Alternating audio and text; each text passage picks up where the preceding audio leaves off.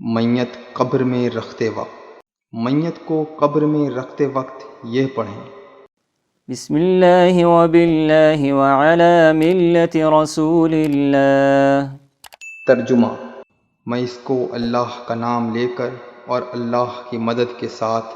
اور رسول اللہ کے مذہب پر قبر میں رکھتا ہوں۔ فائدہ: